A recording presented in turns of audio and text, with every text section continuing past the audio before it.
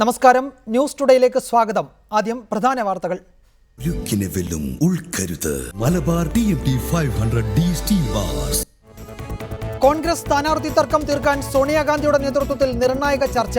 അടൂർ പ്രകാശിനെയും ബാബുവിനെയും മാറ്റാമെന്ന നിർദ്ദേശം ഉമ്മൻചാണ്ടി തള്ളി. മന്ത്രിമാർക്ക് സീറ്റില്ലെങ്കിൽ താനും മത്സരത്തിൽ നിന്ന് ഉമ്മൻചാണ്ടി. പ്രചാരണത്തിനിറങ്ങാൻ തയ്യാർ. സുധീരനോ ആന്റണിയോ നയിക്കട്ടെ. 4 മണ്ഡലങ്ങളിൽ കൂടി തർക്കം. കൈപ്പമംഗലം സീറ്റിൽ മത്സരിക്കാനുള്ള നീക്കം TN പ്രതാപൻ ഉപേക്ഷിച്ചു. പിന്മാറ്റം മത്സരിപ്പിക്കണമെന്നാവശ്യപ്പെട്ട് പ്രതാപൻ കത്തയച്ചുവെന്ന വാർത്തയെ തുടർന്ന് ഉമ്മൻചാണ്ടി ക്യാമ്പിനെതിരെ ആഞ്ഞടിച്ചു പ്രതാപൻ. തനിക്കെതിരെയുള്ള പിതൃശൂന്യ വാർത്തയ്ക്ക് പിന്നിൽ ഗൂഢാലോചന. സുധീറിനെ പോരാട്ടത്തിൽ നിന്ന് പിന്മാറ്റാനാകില്ലെന്നും പ്രതാപൻ. തെരഞ്ഞെടുപ്പിൽ മത്സരം പ്രഖ്യാപിച്ച് ജോണി നെല്ലൂർ. പിന്തുണയ്ക്കില്ലെന്ന് ഇടതുമുന്നണി. വി സുരേന്ദ്രൻപിള്ള കേരള കോൺഗ്രസ് വിട്ടു. JDU-വിൽ ചേർന്ന് നേമത്ത് മത്സരിക്കും. മത്സരിച്ച സീറ്റുകളൊന്നും വിട്ടുകൊടുക്കില്ലെന്ന് KM മാണി. പ്രധാനമന്ത്രി സൗദിയിൽ 2 ദിവസത്തെ സന്ദർശനത്തിൽ സൽമാൻ രാജാവുമായും മറ്റു ഭരണാധികാരികളുമായും ചർച്ച നടത്തും. വ്യവസായ പ്രമുഖരെയും കാണും. മഹാരാഷ്ട്രയിലെ ശനിക്ഷേത്രത്തിൽ ദർശനത്തിനെത്തിയ സ്ത്രീകളെ തടഞ്ഞു. ഹൈക്കോടതി വിധി ലംഘിച്ച് സ്ത്രീകളെ തടഞ്ഞത് ക്ഷേത്ര ഭാരവാഹികളുടെ നേതൃത്വത്തിൽ. സംരക്ഷണം നൽകുമെന്ന് സർക്കാർ. കോൺഗ്രസിലെ തർക്ക സീറ്റുകളുടെ കാര്യത്തിൽ പ്രശ്നപരിഹാരത്തിനുള്ള നിർണായക ചർച്ച ഇപ്പോൾ ദില്ലിയിൽ തുടങ്ങിയിട്ടുണ്ട്. ഈ ചർച്ചയിൽ പ്രശ്നപരിഹാരമുണ്ടാകുമെന്നാണ് കേരള നേതാക്കൾ ശുഭാപ്തി വിശ്വാസം പ്രകടിപ്പിച്ചത്. ചർച്ചയ്ക്ക് മുമ്പ് VM സുധീരൻ ഇക്കാര്യം ആവർത്തിക്കുകയും ചെയ്തു. ഈ ചർച്ചയുടെ ഇപ്പോഴത്തെ കൂടുതൽ വിശദാംശങ്ങളുമായി രാകേഷ് ചേരുന്നുണ്ട്. രാകേഷ്, ചർച്ച പുരോഗമിക്കുകയാണ്. ഏതൊക്കെ തരത്തിലുള്ള പ്രശ്ന പരിഹാരത്തിനുള്ള ഫോർമുലകളാണ് ഈ ചർച്ചയിൽ രൂപപ്പെടാൻ സാധ്യത കാണുന്നത്? നേതാക്കൾ അതിനോട് ഏത് രീതിയിൽ പ്രതികരിക്കുമെന്നാണ് നമുക്ക് ഈ ഘട്ടത്തിൽ വിലയിരുത്താൻ കഴിയുക?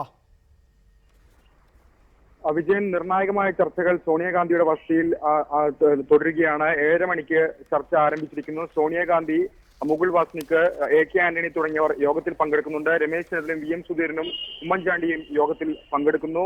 നേരത്തെ ഈ ചർച്ചകൾക്ക് മുന്നോടിയായി AK ആന്റണിയുമായി രമേശ് ചെന്നിത്തലയും ഉമ്മൻചാണ്ടിയും കൂടിക്കാഴ്ച നടത്തിയിരുന്നു. അതിനുശേഷം രമേശ് ചെന്നിത്തല സുധീരനുമായി ചർച്ച നടത്തി. തുടർന്ന് രണ്ടുപേരും ഉമ്മൻചാണ്ടി റൂമിലെത്തുകയും 3 പേരും ഏതാണ്ട് അരമണിക്കൂറിലധികം നേരം ചർച്ച നടത്തുകയും ചെയ്തു. തുടർന്നാണ് VM സുധീരൻ മാധ്യമങ്ങളോട് പ്രതികരിച്ചത്. പരമാവധി സീറ്റുകളിൽ ധാരണയാക്കാനുള്ള ശ്രമങ്ങൾ നടക്കുകയാണ്. ഇന്ന് തന്നെ എല്ലാ കാര്യത്തിലും അന്തിമ തീരുമാനത്തിലെത്താൻ കഴിയുമെന്നാണ് പ്രതീക്ഷയെന്നും VM സുധീരൻ പറയുകയുണ്ടായി. ഏതായാലും 2 നേതാക്കളും അവസാന നിമിഷം വരെ ഒരു തരത്തിലുള്ള വിട്ടുവീഴ്ചയ്ക്കും തയ്യാറായിരുന്നില്ല.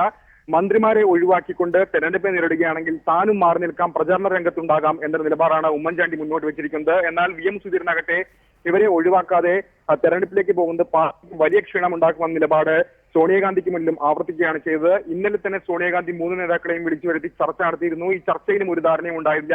തുടർന്നാണ് സോണിയാഗാന്ധി നേതാക്കൾ തന്നെ പരിഹാരം കാണട്ടെ, സംസ്ഥാന നേതാക്കൾ തന്നെ ഇക്കാര്യത്തിൽ പരിഹാരം കാണട്ടെ എന്ന് നിർദ്ദേശിച്ചത്. തുടർന്ന് സ്ക്രീനിംഗ് കമ്മിറ്റി യോഗത്തിൽ ഇക്കാര്യം ചർച്ചയ്ക്ക് വന്നു. സ്ക്രീനിംഗ് കമ്മിറ്റി യോഗത്തിലും ധാരണയായില്ല. മല്ലികാർജ്ജുൻ ഖാർഗെ അടക്കമുള്ള നേതാക്കൾ കേരള നേതാക്കളുമായി പ്രത്യേകം ചർച്ച നടത്തി. പക്ഷേ ഇരുവരും നിലപാട് ആവർത്തിക്കുന്ന കാഴ്ചയാണ് ഉണ്ടായത്. തുടർന്നാണ് സ്ക്രീനിംഗ് കമ്മിറ്റി ചേരാതെ അവസാനം സോണിയാഗാന്ധി അന്തിമ തീരുമാനമെടുക്കട്ടെ എന്ന നിലപാടിലേക്ക് കാര്യങ്ങൾ നീങ്ങിയത്. ഏതായാലും 7:30 ആരംഭിച്ച യോഗം ഇപ്പോഴും തുടരുകയാണ്. അവസാന നിമിഷം വരെ ഒരു വിട്ടുവീഴ്ചയ്ക്കും നേതാക്കൾ തയ്യാറായിട്ടില്ല. അതുകൊണ്ട് തന്നെ എന്ത് തീരുമാനമെടുക്കുമെന്നുള്ളത് നിർണായകമാണ്. ഒരുപക്ഷെ ഹൈക്കമാൻഡിന്റെ തീരുമാനം അന്തിമമായതുകൊണ്ട് തന്നെ ആ തീരുമാനം നേതാക്കൾക്ക് അനുസരിക്കേണ്ടി വരും. അത് ഏത് രീതിയിലുള്ള തീരുമാനം ആകുക എന്ന് തന്നെയാണ് ഇപ്പോൾ അറിയാനുള്ളത്. ഏതായാലും 2 പേരെയും തള്ളിക്കൊണ്ടുള്ള ഒരു തീരുമാനം, ഒരാളെ തള്ളിക്കൊണ്ടുള്ള തീരുമാനം ഹൈക്കമാൻഡ് ഈ ഘട്ടത്തിൽ സ്വീകരിക്കുക ഹൈക്കമാൻഡിനെ സംബന്ധിച്ചിടത്തോളം വലിയ പ്രയാസകരമായിരിക്കും. അതുകൊണ്ട് തന്നെ ഒരുപക്ഷെ 2 പേർക്കും ചില കാര്യങ്ങൾ ഉൾക്കൊണ്ടുകൊണ്ടുള്ള തീരുമാനം, ചില കാര്യങ്ങൾ തള്ളിക്കൊണ്ടുള്ള തീരുമാനം, അത്തരത്തിലുള്ള തീരുമാനവും പ്രതീക്ഷിക്കപ്പെടുന്നു. ഏതായാലും ഇനി കാര്യങ്ങൾ നീട്ടിക്കൊണ്ടുപോകാൻ ഹൈക്കമാൻഡിന് സാധിക്കില്ല. പ്രത്യേകിച്ച് ഇടതുമുന്നണിയും BJP-യും സംസ്ഥാനത്ത് പ്രചാരണ രംഗത്ത് ആരംഭിച്ചു. ഇപ്പോഴും സ്ഥാനാർത്ഥി കാര്യത്തിൽ വലിയ തർക്കങ്ങൾ കോൺഗ്രസിനകത്ത് നടക്കുന്നു. അതുകൊണ്ട് തന്നെ ഒരു അന്തിമ തീരുമാനം ഇന്ന് സോണിയാഗാന്ധിയുമായുള്ള കൂടിക്കാഴ്ചയിൽ ഉണ്ടാകുമെന്ന് തന്നെയാണ് പ്രതീക്ഷിക്കുന്നത്. ഈ സീറ്റുകൾ സുധീരൻ തർക്കമുന്നയിക്കുന്ന 5 സീറ്റുകൾ പുറമെ സിറ്റിംഗ് സീറ്റായ വടക്കാഞ്ചേരി കാര്യത്തിലും സമാനമായ രീതിയിൽ തർക്കം നിലനിൽക്കുന്നുണ്ട്. മാത്രമല്ല ഇതുകൂടാതെ പുതുക്കാട്, കൊല്ലം, ചാത്തന്നൂർ തുടങ്ങിയ മണ്ഡലങ്ങളിലും തർക്കം നിലനിൽക്കുന്നു. പുല്ലൂരിന്റെ കാര്യത്തിലും 3 പേരുടെ പാനലാണ് നൽകിയിരിക്കുന്നത്. അക്കാര്യങ്ങളിലും ഇന്ന് തന്നെ തീരുമാനം ഉണ്ടാകുമെന്ന് തന്നെയാണ് പ്രതീക്ഷിക്കപ്പെടുന്നത്. വിജയൻ. രാകേഷ്, ഈ ബുള്ളറ്റിനിൽ തന്നെ ഒരുപക്ഷെ രാകേഷിലേക്ക് വീണ്ടും വന്നേക്കാം. ഇക്കാര്യത്തിൽ ചർച്ചകളുടെ പുരോഗതി അനുസരിച്ച് രാകേഷിനെ വീണ്ടും വിളിക്കാം. ഇന്നത്തെ കോൺഗ്രസ് രാഷ്ട്രീയത്തിൽ മറ്റൊരു നിർണായക ഘടകമായത് TN പ്രതാപനായിരുന്നു. TN പ്രതാപൻ മത്സരിക്കുന്നതുമായി ബന്ധപ്പെട്ട് ഇന്നലെ മുതലുണ്ടായ വാർത്തകൾ, അക്കാര്യത്തിൽ നിർണായകമായ നാടകീയമായ ചില നീക്കങ്ങളും ഈ വിഷയത്തിൽ നടന്നു. കൈപ്പമംഗലം സീറ്റിൽ താൻ മത്സരിക്കുന്നില്ല എന്ന പ്രഖ്യാപനവുമായി ടി.എൻ. പ്രതാപൻ വീണ്ടും രംഗത്ത് വന്നു. താൻ രാഹുൽ ഗാന്ധിക്ക് കത്തയച്ചിട്ടില്ല എന്ന് പ്രതാപൻ ആവർത്തിച്ചു. പിതൃശൂന്യ വാർത്തകൾക്ക് പിന്നിൽ ഗൂഢാലോചനയുണ്ടെന്നും പ്രതാപൻ കൊച്ചിയിൽ മാധ്യമപ്രവർത്തകരോട് പറഞ്ഞു. പ്രതാപന്റെ വാക്കുകളിലേക്ക്. കത്തെന്ന് പറയുന്ന കള്ളപ്രചരണത്തിന്റെ പുറകിലും പിന്നെ അതിന് തൊട്ടു പുറകിലായി യൂത്ത് കോൺഗ്രസിന്റെ സംസ്ഥാന പ്രസിഡന്റിനെ കൊണ്ട് സ്റ്റേറ്റ്മെന്റ് കൊടുത്തതിന്റെയും പുറകിൽ ആരാണ് എന്ന് കേരളത്തിലെ മാധ്യമങ്ങൾക്കും ജനങ്ങൾക്കും ജനാധിപത്യ വിശ്വാസികൾക്കും ബോധ്യമുണ്ട്. ഈ ചോദ്യത്തിലുണ്ട് ഉത്തരം. പക്ഷെ ഇതുകൊണ്ടൊന്നും വി.എം. സുധീരനെ ആദർശത്തെയും വി.എം. സുധീരന്റെ നിലപാടുകളെയും തിന്മകൾക്കെതിരെയുള്ള വി.എം. സുധീരന്റെ പോരാട്ടത്തെയും ചെറുതാക്കാനോ പിന്തിരിപ്പിക്കാനോ കഴിയത്തില്ല. എന്നെ പോലുള്ള ആളുകൾ സന്തോഷ് മാധവന്മാരോ അല്ലെങ്കിൽ മെത്രാൻ കായലിന്റെ തമ്പുരാക്കന്മാരോ അതിന് കരുണ എസ്റ്റേറ്റിന്റെ കോടീശ്വരന്മാരോ പീരുമേടിലെ ഭൂമി കൈയെടുക്കാൻ വരുന്നവരെയോ ചെറുക്കുകയും തോൽപ്പിക്കുകയും ചെയ്യാൻ വേണ്ടി ശ്രമിക്കുമ്പോൾ ഇത്തരത്തിൽ എന്തെങ്കിലും ഒരു ഗൂഢാലോചന നടത്തി എന്നെ ഒന്നും പിന്തിരിപ്പിക്കാൻ പറ്റത്തില്ല. MLA അല്ലെങ്കിലും ഒരു പൊതുപ്രവർത്തകനായി കോൺഗ്രസ് പ്രവർത്തകനായി എല്ലാ തിന്മകൾക്കെതിരെയും അനീതിക്കെതിരെയും പോരാടും. അതിന് നിങ്ങളുടെ എല്ലാവരുടെയും പിന്തുണയും സഹായവുമാണ്. കോൺഗ്രസിന്റെ കേന്ദ്ര തെരഞ്ഞെടുപ്പ് കമ്മിറ്റി യോഗത്തിൽ രാഹുൽ ഗാന്ധി എൻ്റെ പേരില്ലാതെ വന്ന പാനലിൽ രാഹുൽ ഗാന്ധിയുടെ അഭിപ്രായം കേട്ടിട്ടുള്ള ആളുകൾ രാത്രി എവിടെയെങ്കിലും ഇരുന്ന് ആലോചന നടത്തിയിട്ടുണ്ടോ എന്ന് എനിക്ക് അറിഞ്ഞുകൂടാ. ഏതായാലും മാധ്യമങ്ങളിൽ വന്ന വാർത്ത, ഈ കത്ത് വാർത്തയുടെ പുറകിൽ ഒരു പിതാവില്ലാത്ത പിതൃശൂന്യതയുള്ള വാർത്തയായിരുന്നു അതിൻ്റെ പുറകിൽ. അതിനുശേഷം പിതൃത്വമുള്ള ചില പ്രസ്താവനകൾ വരികയുണ്ടായി. വരികൾക്കിടയിൽ വായിക്കാവുന്നവർക്ക് ആരൊക്കെയാണ് എവിടെയൊക്കെയാണ് ഇത് എന്നുള്ളത് ഞാൻ പറയാതെ കണ്ടുപിടിക്കാമല്ലോ. ഈ വിഷയത്തിൽ മുതിർന്ന മാധ്യമപ്രവർത്തകരായ ആർ. അജിത് കുമാർ, പി. രാജൻ, അതുപോലെ KPCC സെക്രട്ടറി PS സലീം എന്നിവരാണ് നമ്മളോടൊപ്പം ഇപ്പോൾ ചേരുന്നത്. കോൺഗ്രസ് നേതാക്കളെ നമ്മൾ ടെലിഫോൺ ലൈനിലും പ്രതീക്ഷിക്കുന്നുണ്ട്. ആദ്യം ശ്രീ PS സലീം, അല്പസമയം മുമ്പ് ടി.എൻ. പ്രതാപൻ പറഞ്ഞ വാക്കുകൾ താങ്കൾ കേട്ട് കാണുമല്ലോ. വരികൾക്കിടയിലൂടെ വായിച്ചാൽ കാര്യങ്ങൾ എല്ലാവർക്കും മനസ്സിലാകും എന്ന്. ഇപ്പോൾ കോൺഗ്രസിൽ നടക്കുന്നത് ഒരു ഉമ്മൻചാണ്ടി വി.എം. സുധീരൻ പോരാണോ? ഇതിൽ ഓരോ കരുക്കളാവുകയോ അല്ലെ പടനായകരാകുകയോ ഒക്കെയാണ് ഈ ടി.എൻ. പ്രതാപനെ പോലുള്ള നേതാക്കൾ എന്ന് വേണം നമുക്ക് കാര്യങ്ങൾ കാണുമ്പോൾ അങ്ങനെ ഒരു വിലയിരുത്തലിലേക്കാണ് കാര്യങ്ങൾ എത്തുന്നത്. ഈ നേതാക്കൾ തമ്മിലുള്ള പോര് കോൺഗ്രസിൽ മുറുകുകയാണ് എന്ന് വേണ്ടേ ഈ വാർത്തകളും ഈ നേതാക്കന്മാരുടെ പ്രതികരണങ്ങളും ഒക്കെ കാണുമ്പോൾ നമ്മൾക്ക് വിലയിരുത്തേണ്ടത്?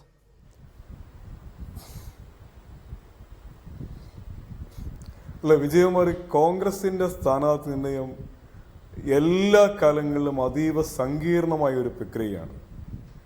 ഒരുപാട് ജനാധിപത്യപരമായ രീതിയിൽ ഉള്ള ചർച്ചകളും അഭിപ്രായങ്ങളും സംവാദങ്ങളും ഒക്കെ ആ ഘട്ടങ്ങളിലൊക്കെ കടന്നാണ് ഒരു അന്തിമ സ്ഥാനാർത്ഥി പട്ടികയ്ക്ക് രൂപം കൊടുക്കാൻ കഴിയുകയുള്ളൂ.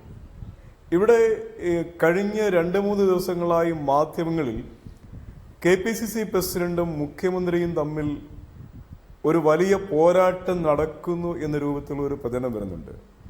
പലപ്പോഴും മാധ്യമങ്ങളിലൂടെ വരുന്ന വാർത്തകൾക്ക് സത്യവുമായി ബന്ധമില്ല എന്ന് വരുന്ന മണിക്കൂറുകൾ അത് കൃത്യമായി കേരളീയ സമൂഹത്തെ ബോധ്യപ്പെടുത്താൻ പോവുകയാണ്.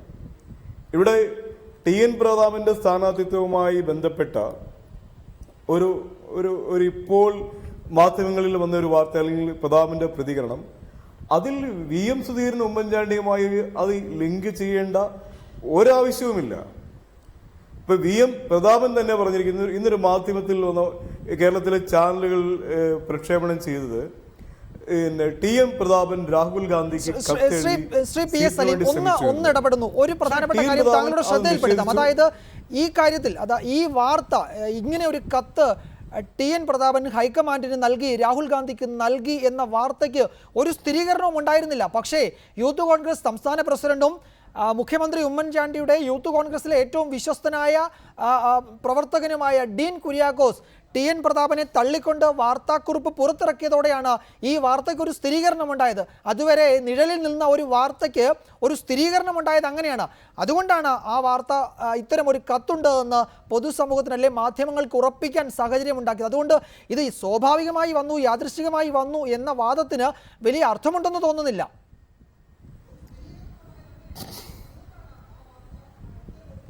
അല്ല വിജയകുമാർ, അതിൽ ഒരു പ്രശ്നമുണ്ട്. ഇത് കേരളത്തിൽ യൂത്ത് കോൺഗ്രസിന്റെയും KSUവിന്റെയും നേതാക്കന്മാര് സമകാലിക കോൺഗ്രസ് സംവികാസങ്ങളോടൊക്കെ പലപ്പോഴും വികാരപരമായി പ്രതികരിക്കാറുണ്ട്. ഇപ്പം എല്ലാ തെരഞ്ഞെടുപ്പുകളിലും യൂത്ത് കോൺഗ്രസും മഹിളാ കോൺഗ്രസും ഒക്കെ അവരാഗ്രഹിക്കുന്ന രീതിയിലുള്ള ഒരു പരിഗണന ലഭിക്കുന്നുള്ള ഒരു പരാതി അത് കോൺഗ്രസിന്റെ സ്ഥാനാർത്ഥി തന്നെ ചരിത്രവുമായി ബന്ധപ്പെട്ട് പരിശോധിച്ചാൽ എന്നും ഉണ്ടാവുന്നതാണ്. ഇവിടെ ഡീൻ കുര്യാക്കോസ് ഈ ഒരു മാധ്യമ വാർത്ത കണ്ട ഉടനെ ഈ TN പ്രതാപന്റെ ഈ നിലപാടിനെതിരായി കയ്പമംഗലം സീറ്റിൽ മത്സരിക്കാൻ വരുന്നതിനെതിരായി ഒരു സ്വാഭാവിക പ്രതികരണം നടത്തി. അത് ഡീൻ കുര്യാക്കോസ് മാത്രമല്ല, കേരളത്തിലെ യൂത്ത് കോൺഗ്രസിന്റെ നേതാക്കന്മാർ എന്നും കോൺഗ്രസ് നേതാക്കന്മാർക്കെതിരായി ഇത്തരം അവസരങ്ങളിൽ പ്രതികരിക്കാറുണ്ട്. അതിന്റെ ശരിതെറ്റുകൾ, അതിന്റെ ന്യായാന്യായങ്ങൾ പലപ്പോഴും കോൺഗ്രസ് നേതൃത്വം അത് വിസ്മരിക്കാറുണ്ട്. കാരണം എപ്പോഴും ഇന്ത്യൻ നാഷണൽ കോൺഗ്രസ് നേതാക്കന്മാർ AK ആന്റണിയും ഉമ്മൻചാണ്ടിയും VM സുധീരനും പറയുന്നത് യൂത്ത് കോൺഗ്രസ് നേതാക്കന്മാരുടെ പ്രതികരണങ്ങൾ ആ രീതിയിൽ കാണുക, അത് സംഘടനയുടെ ഒരു ഔദ്യോഗിക പ്രതികരണമായി ഒരിക്കലും ആരും കാണാറില്ല. പക്ഷെ അവർ ആ ഒരു ഏജ് ഗ്രൂപ്പിൽ നിന്നുകൊണ്ട് ആ ഒരു കാലത്തിന്റെയും അവർ പ്രതികരിക്കുന്ന ഒരു വൈകാരികമായ സമൂഹത്തിന്റെയും ഒക്കെ പ്രതികരണങ്ങൾ, ഇത്തരം പ്രതികരണങ്ങൾ വരാറുണ്ട്. അതിനെ ന്യായീകരിക്കാനോ അതിനെ നിരാകരിക്കാനോ കഴിയുന്ന ഒരു സാഹചര്യം ഒരിക്കലും കോൺഗ്രസിനുണ്ട്. കാരണം കോൺഗ്രസ് എന്നും ഇത്തരം പ്രതികരണങ്ങളെ ആ രീതിയിൽ ആ ഒരു സ്പോർട്സ്മാൻ സ്പിരിറ്റോടുകൂടി കാണുകയാണ്. TN പ്രതാപനും അത് തന്നെയായിരുന്നു ചെയ്യേണ്ടിയിരുന്നു എന്നുള്ളതാണ് എന്റെ അഭിപ്രായം. കാരണം ഇത്തരം പ്രതികരണങ്ങളോട് TN പ്രതാപനെ പോലെയുള്ള ഇപ്പോൾ INUC സംസ്ഥാന പ്രസിഡന്റ് R ചന്ദ്രശേഖരൻ ടെലിഫോൺ ലൈനിലുണ്ട്. ശ്രീ ചന്ദ്രശേഖരൻ, താങ്കൾ TN പ്രതാപന്റെ പ്രതികരണം ശ്രദ്ധിച്ചിട്ടുണ്ടാകുമല്ലോ. വരികൾക്കിടയിലൂടെ വായിച്ചാൽ ഇതിനൊക്കെ പിന്നിൽ ആരാണെന്ന് വ്യക്തമാകും. ഈ കത്തുണ്ട് എന്ന് പ്രചരിപ്പിച്ചതിന് പിന്നിൽ വലിയ ഗൂഢാലോചനയുണ്ട്. ഇത്തരമൊരു പ്രതികരണം, ഈ കത്തുമായി ബന്ധപ്പെട്ട് ഡീൻ കുര്യാക്കോസ് നടത്തിയ പ്രതികരണം അടക്കം ആ ഗൂഢാലോചനയുടെ ഭാഗമാണെന്ന് TN പ്രതാപൻ സംശയിക്കുന്നു. എസ്റ്റേറ്റ് തമ്പുരാക്കന്മാർക്ക് എന്നെ വിലയ്ക്ക് വാങ്ങാൻ കഴിയില്ല, VM സുധീരന്റെ പോരാട്ടങ്ങൾ ഇല്ലാതാക്കാൻ കഴിയില്ല എന്ന നിലയിലാണ് ഈ വിഷയത്തോട് പ്രതികരിച്ചത് TN പ്രതാപൻ. കോൺഗ്രസിൽ നിലനിൽക്കുന്ന ഈ പ്രശ്നങ്ങൾ, അതായത് VM സുധീരനും ഉമ്മൻചാണ്ടിയും തമ്മിലുള്ള ഈ പോര്, അതിനെ സാധൂകരിക്കുകയോ അതിലൊരു പക്ഷം ചേരുകയോ ചെയ്തുകൊണ്ടുള്ള ഒരു പരസ്യ പ്രതികരണമായിരുന്നു ഈ വിഷയത്തിൽ TN പ്രതാപൻ നടത്തിയത്. ഇക്കാര്യങ്ങൾ, ഈ കത്ത് പുറത്തു വന്നതും അതിനുശേഷമുണ്ടായ പ്രതികരണങ്ങളെയും ഒക്കെ താങ്കൾ എങ്ങനെയാണ് കാണുന്നത്? TN പ്രതാപനെ പോലെ പക്വമതിയായിട്ടുള്ള ഒരു MLA ആയിരിക്കുന്ന എൻ്റെ ഒരു വളരെ അടുത്ത സുഹൃത്തും എന്നോട് വളരെ താല്പര്യമുള്ള ഒരു വ്യക്തിയാണ്. പക്ഷേ പ്രതാപന് മത്സരിക്കുന്നില്ലെന്ന് തീരുമാനിക്കാനും പിന്നെ മത്സരിക്കുന്നതിന് തയ്യാറാവുകയും പിന്നീട് ആരെങ്കിലും എന്തെങ്കിലും ഒന്ന് പറഞ്ഞാൽ അതിനോട് മറ്റു തരത്തിലേക്ക് വ്യംഗ്യാർത്ഥത്തോടുകൂടി പ്രതികരിക്കുകയും ഒക്കെ ചെയ്യുന്നത് ഒരു വികാരപരമായ പ്രതികരണം എന്ന് പറയുന്നത് ഒരു ബാലിശമായി പോയി എന്നാണ് എൻ്റെ അഭിപ്രായം. തീർച്ചയായിട്ടും ഈ പാർട്ടിക്കകത്ത് ഇപ്പൊ VM സുധീരന് അനുകൂലമായിട്ട് പറയുന്നവരുണ്ടാകും, ഉമ്മൻചാണ്ടിക്ക് അനുകൂലമായി പറയുന്നവരുണ്ടാകും, രമേശ് ചെന്നിത്തലയ്ക്ക്, അതൊക്കെ ഇതിനകത്ത് പാർട്ടിക്കകത്തുള്ളതാണ് എന്നുള്ളതാണ്. എല്ലാ പാർട്ടിയിലും ഇപ്പോഴതുണ്ട്. അപ്പൊ അതുകൊണ്ട് ഇത് ആരുടെയും വക്കാലത്ത് പിടിക്കാതെ ഈ തെരഞ്ഞെടുപ്പിനെ നേരിട്ട് ജനങ്ങളുടെ വിശ്വാസം ആർജിച്ച് UDF അധികാരത്തിൽ വരുന്നതിന് വേണ്ടിയുള്ള പ്രവർത്തനത്തിന് മുൻകൈ എടുക്കണം എന്നുള്ളതാണ് ഞങ്ങളെപ്പോലുള്ളവരുടെയൊക്കെ അഭിപ്രായ വ്യത്യാസങ്ങളൊക്കെ ഉള്ളപ്പോഴൊക്കെ ഞങ്ങൾ തുറന്നു പറയുന്ന ആളുകളാണ്. പക്ഷെ എന്നൊരു തെരഞ്ഞെടുപ്പിന്റെ ഭാഗം വരുമ്പോൾ പരസ്യമായിട്ട് തെരഞ്ഞെടുപ്പ് രംഗത്ത് ഒരു സ്ഥാനാർത്ഥി നിർണയവുമായി ബന്ധപ്പെട്ട് ഇത്തരം വിവാദങ്ങൾ ഉണ്ടാക്കുന്നത് നമുക്ക് പൊതുവായി ഗുണം ചെയ്യാൻ പോകുന്നില്ല എന്നൊരു ഭയം തീർച്ചയായിട്ടും നിരവധി ആയിരക്കണക്കിന് ലക്ഷക്കണക്കിന് തൊഴിലാളികളുമായി ബന്ധപ്പെട്ട ഞങ്ങൾക്കൊക്കെ ഉണ്ട്. അതുകൊണ്ട് ശ്രീ R ചന്ദ്രശേഖരൻ, നമുക്കറിയാം കോൺഗ്രസിലെ സ്ഥാനാർത്ഥി ചർച്ചകൾ തിങ്കളാഴ്ച തുടങ്ങിയതാണ്. 6 ദിവസമാകുന്നു. ചില സീറ്റുകളിൽ ഇനിയും ധാരണയായിട്ടില്ല. ധാരണയാകാത്ത സീറ്റുകൾ സംബന്ധിച്ച് അങ്ങേയറ്റം വലിയ തർക്കമാണ് പാർട്ടിയിൽ നടക്കുന്നതെന്നാണ് ദില്ലിയിൽ നിന്നുള്ള വിവരങ്ങൾ. എല്ലാ മാധ്യമങ്ങളും അത് റിപ്പോർട്ട് ചെയ്യുന്നു. ഏതെങ്കിലും നേതാക്കൾ ഇത് നിഷേധിക്കുന്നുമില്ല. ഈ തർക്കം സംബന്ധിച്ച വിവരങ്ങൾ, തർക്കമുണ്ട്. അതിൽ നിങ്ങൾ പറയുന്നത് പോലെയല്ല, ഏറിയും കുറഞ്ഞും ഈ തർക്കമുണ്ട് എന്നുള്ളത് എല്ലാവരും സമ്മതിക്കുന്നു. എന്തൊരു സന്ദേശമാണ് ഈ നേതാക്കൾ താഴെത്തട്ടിലുള്ള പ്രവർത്തകർക്കും ഒക്കെ നൽകുന്നത്? ഈ തെരഞ്ഞെടുപ്പിന്റെ പടിവാതിലിൽ കാര്യങ്ങൾ ഇത്രത്തോളം സങ്കീർണമാക്കുന്ന നിലയിലേക്ക് അങ്ങേയറ്റം വ്യക്തിപരമായ കാരണങ്ങൾ അടക്കം ചൂണ്ടിക്കാട്ടി ഈ പിടിവാശി കോൺഗ്രസിനെ എവിടെ കൊണ്ടുവന്നെത്തിക്കും? അല്ല, ഇതിപ്പോഴേ ഒരു തർക്കങ്ങളൊക്കെ എല്ലാ കാലഘട്ടത്തിലും ഉണ്ടായിട്ടുണ്ട്. ഇപ്പോഴത് ഞാൻ നേരത്തെ വ്യക്തമാക്കിയിട്ടുള്ളത് പോലെ 2 ദിവസമായിട്ട് ഞാൻ പറയുന്നത് പോലെ ഈ വിഷ്വൽ മീഡിയ വന്നു കഴിയുമ്പോൾ സ്വാഭാവികമായിട്ടും എല്ലാം വലിയ ഒരു വാർത്തയായി വന്നുകൊണ്ടിരിക്കുന്നു എന്നുള്ളത് സത്യമാണ്. പക്ഷേ ഈ പാർട്ടിക്കകത്ത് പണ്ട് മുതലേ തർക്കങ്ങളും പണ്ട് മുതലേ സീറ്റുകൾ വെട്ടിമാറ്റുന്നതും ആളുകളെ മാറ്റി നിശ്ചയിക്കുന്നതും ഒക്കെ പണ്ട് നടന്നിട്ടുണ്ട്. ഇപ്പോഴും അത് നടക്കാം, നാളെയും നടക്കും. പക്ഷെ അതിന് വലിയ വാർത്താ പ്രാധാന്യം വരുന്നത് ഇപ്പോൾ വിഷ്വൽ മീഡിയയുടെ ഒരു വലിയ ഇടപെടൽ ഈ രംഗത്തൊക്കെ വരുന്നത് കൊണ്ടാണ്. അല്ലെങ്കിൽ ഇവിടെ തർക്കങ്ങളുണ്ട് എന്നുള്ളതും 6 ദിവസം എടുത്തു, 5 ദിവസം എടുത്തു, ഇതൊന്നും ഒരു പുതിയ കാര്യമേ അല്ല എന്നാണ് എൻ്റെ അഭിപ്രായം. അതുകൊണ്ട് തന്നെ ഈ വിഷയങ്ങളൊക്കെ കോൺഗ്രസ് ഹൈക്കമാൻഡ് സോണിയാഗാന്ധിയും രാഹുൽ ഗാന്ധിയും അടക്കമുള്ള AK ആന്റണിയെ പോലെ പരിണിതപ്രജ്ഞരായ നേതാക്കന്മാർ ഇടപെടുമ്പോൾ ഇതൊക്കെ തീരും. ഇന്ന് രാത്രി കൊണ്ട് തീരും, നാളെയെങ്കിലും പ്രഖ്യാപനം ഉണ്ടാകുമെന്ന് കരുതുന്നു ഞങ്ങളൊക്കെ. അതിനകത്ത് വലിയൊരു ആശങ്കയൊന്നും ഞങ്ങൾക്ക് ആർക്കില്ല.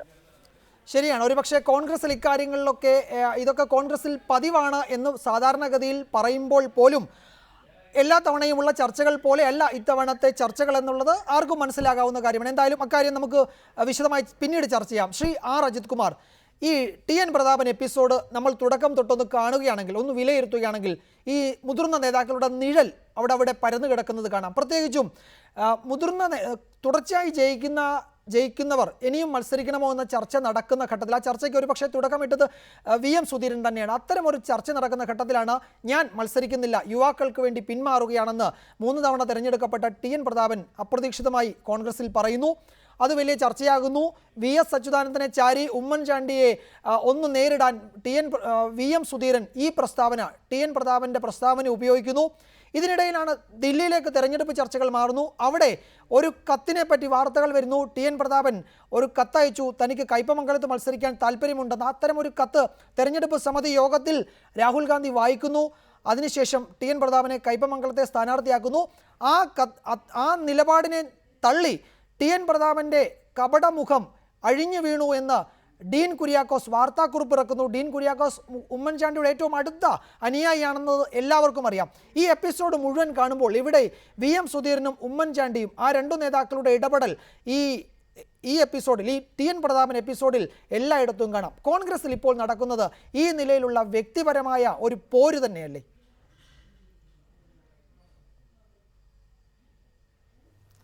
കോൺഗ്രസിൽ നടക്കുന്നത് ജീവൻ മരണ പോരാട്ടമാണ്. PM സുധീരൻ്റെയും ഉമ്മൻചാണ്ടിയുടെയും ജീവൻ മരണ പോരാട്ടം. ആ ജീവൻ മരണ പോരാട്ടം എന്ന് പറയുമ്പോൾ ഉമ്മൻചാണ്ടിക്ക് സ്വന്തം രാഷ്ട്രീയ ഭാവിയുടെ, സ്വന്തം ഗ്രൂപ്പിൻ്റെ നിലനിൽപ്പിൻ്റെ പ്രശ്നമാണ്. അദ്ദേഹത്തിൻ്റെ മുഖ്യമന്ത്രി പദത്തിൻ്റെ പ്രശ്നമാണ്. രാഷ്ട്രീയമായ അപമാനത്തിൻ്റെ പ്രശ്നമാണ്. VM സുധീരനെ സംബന്ധിച്ചിടത്തോളം KPC പ്രസിഡൻ്റായി ചുമതലയേറ്റ ശേഷം കോൺഗ്രസിനെ തിരിച്ചധികാരത്തിൽ കൊണ്ടുവരാനുള്ള അദ്ദേഹത്തിൻ്റെ അവസാനത്തെ ആയുധം, അല്ലെങ്കിൽ അദ്ദേഹം KPC പ്രസിഡൻ്റായി വന്നിട്ടും VM സുധീരനെ പ്രസിഡൻ്റാക്കിയത്, വിജയകുമാർ നമുക്കൊക്കെ അറിയാം, പ്രസിഡൻ്റാക്കിയത് ഉമ്മൻചാണ്ടിയുടെയും രമേശ് ചെന്നിത്തലയുടെയും എതിർപ്പിനെ അവഗണിച്ച് ഹൈക്കമാൻഡ് ചെയ്തതാണ്. അതിൻ്റെ അർത്ഥം ഈ 3 പേരുടെ ചേർന്നാൽ അധികാരം നിലനിർത്താൻ കഴിയും എന്ന പ്രതീക്ഷയായിരുന്നു. എന്നാൽ അതൊന്നും വില പോകില്ല എന്ന ഒരവസ്ഥ വന്നാൽ അതിൽ VM സുധീരൻ്റെ പങ്ക് നിർണായകമെന്ന് അവർ വിലയിരുത്തും. VM സുധീരൻ ഒരു പരാജയമാണെന്ന് വിലയിരുത്തും. കാരണം മറ്റു 2 പേരും ഇവിടെ ഉണ്ടായിരുന്നു. ഉമ്മൻചാണ്ടി രമേശ് ചെന്നിത്തലയും 2 ഗ്രൂപ്പിൻ്റെ നേതാക്കന്മാരായിട്ട് ഇവിടെ ഉണ്ടായിരുന്നു. അവരെ തള്ളി VM സുധീരനെ കൊണ്ടുവന്നത് വിജയിക്കാനാണ്. അപ്പോൾ VM സുധീരനെ ഒന്നുകിൽ വിജയിക്കണം, അല്ലെങ്കിൽ വിജയിക്കാൻ സാധ്യതയില്ല. എന്തുകൊണ്ട് വിജയിക്കാൻ സാധ്യതയില്ല എന്ന് ഹൈക്കമാൻഡിനെ ബോധ്യപ്പെടുത്തണം. അല്ലെങ്കിൽ വിജയിക്കാനുള്ള കാരണങ്ങൾ എന്തൊക്കെ ചെയ്താൽ വിജയിക്കാം എന്ന് ഹൈക്കമാൻഡിനോട് പറയണം. അതാണ് VM സുധീരൻ അവിടെ ചെയ്തുകൊണ്ടിരിക്കുന്നത്. അതുകൊണ്ട് എന്നാൽ ആ ഘട്ടത്തിൽ TN പ്രതാപൻ എപ്പിസോഡ് എന്നത് 2ാം നിര യുദ്ധമുഖത്ത് 2ാം നിരക്കാരെ ഇറക്കി പ്രശ്നങ്ങൾ സൃഷ്ടിക്കുക പണ്ടും ചെയ്തിട്ടുണ്ട്. ഈ തിരുവനന്തപുരത്ത് അല്ലെങ്കിൽ AICCയുടെ ഒബ്സർവേഴ്സ് തെരഞ്ഞെടുപ്പ് കാലത്ത് ഇവിടെ AICCയുടെ ഒബ്സർവേഴ്സ് മസ്കറ്റ് ഹോട്ടലിൽ അടികൊണ്ട് തുണി ഇല്ലാതെയും ഉണ്ടായതും ഒക്കെ ഓടിയത് നമുക്കറിയാം. അപ്പോൾ അതുകൊണ്ട് കോൺഗ്രസിൽ എക്കാലത്തും ഇങ്ങനെയുള്ള പ്രശ്നങ്ങളുണ്ടായിരുന്നു. ഇപ്പോൾ 2ാം നിര നേതാക്കന്മാരെ അല്ലെങ്കിൽ അനുയായികളെ ഇറക്കി വിട്ട് പ്രശ്നങ്ങൾ സൃഷ്ടിക്കുക. TN പ്രതാപൻ്റെ സിറ്റിംഗ് സീറ്റ് മാറണം, അതിനേക്കാൾ കയ്പമംഗലം അദ്ദേഹത്തിന് ആവശ്യമുണ്ടെന്ന് അദ്ദേഹം നേരത്തെ തന്നെ പറയുകയോ അദ്ദേഹത്തിൻ്റെ അനുയായികൾ പറയുകയോ ചെയ്തിട്ടുണ്ട്. എന്നാൽ കയ്പമംഗലം സീറ്റ് കൊടുക്കാതെ വന്ന ഒരു സ്ഥിതിവിശേഷം, കയ്പമംഗലം സീറ്റ് ലഭിക്കില്ല എന്ന് വന്നപ്പോൾ ഒരവസ്ഥ വന്നപ്പോഴായിരിക്കാം ഒരുപക്ഷെ ടി.എൻ. പ്രതാപൻ ഞാൻ മത്സരിക്കുന്നില്ല എന്ന് തീരുമാനമെടുത്തത്. അല്ലെങ്കിൽ ഞാൻ തെരഞ്ഞെടുപ്പിൽ മത്സരിക്കില്ല എന്ന് വളരെ നേരത്തെ തന്നെ സി.എൻ. ബാലകൃഷ്ണനെ പോലെ ടി.എൻ. പ്രതാപൻ പറഞ്ഞിട്ടില്ല, അല്ലെങ്കിൽ അങ്ങനെ പ്രഖ്യാപനമൊന്നും നടത്തിയിട്ടില്ല. അപ്പോൾ പ്രഖ്യാപനം നടത്താത്തോളം ഈ തെരഞ്ഞെടുപ്പ് സീറ്റ് വിഭജന ചർച്ച ഡൽഹിയിൽ നടക്കുന്ന ഇടത്തോളം ടി.എൻ. പ്രതാപൻ കാത്തുനിന്നത് കയ്പമംഗലത്ത് അദ്ദേഹത്തിന് പ്രതീക്ഷ ആഗ്രഹം ഉണ്ടായിരുന്നുകൊണ്ടായിരിക്കാം. എന്നാൽ കയ്പമംഗലം സീറ്റ് കൊടുക്കാതെ വന്നപ്പോൾ, കൊടുക്കില്ല എന്ന് ഉറപ്പ് വന്നപ്പോൾ, അതിനെതിരെയുള്ള വിമർശനം, അതിനെതിരെയുള്ള അവകാശവാദം തെരഞ്ഞെടുപ്പ് സമിതിയിൽ ഡൽഹിയിൽ വന്നപ്പോഴാണ് ഞാൻ മത്സരിക്കുന്നില്ല എന്നൊരു പ്രഖ്യാപനം ടി.എൻ. പ്രതാപൻ നടത്തിയത്. എന്നാൽ ടി.എൻ. പ്രതാപൻ്റെ ആ പ്രഖ്യാപനത്തെ, അതായത് ഞാൻ ഡൽഹിയിൽ ചർച്ചയ്ക്ക് മുമ്പാണ്, അത് കേരളത്തിൽ തെരഞ്ഞെടുപ്പ് അടുത്ത ദിവസങ്ങളിലാണ് പ്രഖ്യാപനം നടത്തിയത്. എന്നാൽ അതിനെ വി.എം. സുധീരൻ സ്വാഗതം ചെയ്യുകയൊക്കെ ചെയ്തു. എന്നാൽ അവിടെ ഉണ്ടായത് ടി.എൻ. പ്രതാപന് മത്സരിക്കാനുള്ള അവസരം കേന്ദ്ര നേതൃത്വം നൽകിയപ്പോൾ അതിനെതിരെ ഡീൻ കുര്യാക്കോസ് പ്രസ്താവന ഇറക്കിയപ്പോൾ അത് ഉമ്മൻചാണ്ടി അറിയാതെയല്ല, അത് എ ഗ്രൂപ്പിന്റെ തന്ത്രമാണെന്ന് ഇതിൽ ഉമ്മൻചാണ്ടിയുടെ എ ഗ്രൂപ്പിന്റെ ഇടപെടൽ, ഡീൻ കുര്യാക്കോസ് വെറുതെ ഒരു പ്രസ്താവന ഇറക്കില്ല എന്നുള്ളത് എല്ലാവർക്കും അറിയാം. തെരഞ്ഞെടുപ്പിന്റെ വളരെ പ്രധാനപ്പെട്ട ഒരു ഘട്ടത്തിൽ ഇത്തരം ഒരു പ്രസ്താവന ഇറക്കില്ല എന്ന് എല്ലാവർക്കും അറിയാം. ഈ മുഴുവൻ നാടകവും, ഈ ടി.എൻ. പ്രതാപനുമായി ബന്ധപ്പെട്ട ഈ മുഴുവൻ നാടകവും ആത്യന്തികമായി പ്രതിരോധത്തിലാക്കിയത് വി.എം. സുധീരനെ തന്നെയല്ലേ? വി.എം. സുധീരൻ്റെ നിലപാടുകൾ പിന്തുടരുന്ന ടി.എൻ. പ്രതാപനെ ആക്രമിക്കുന്നുവെങ്കിൽ, അല്ലെങ്കിൽ ടി.എൻ. പ്രതാപൻ ദുർബലനാകുന്നുവെങ്കിൽ അവിടെ വി.എം. സുധീരൻ കൂടിയല്ലേ ആകപ്പാടെ ദുർബലനായിക്കൊണ്ടിരിക്കുന്നത്?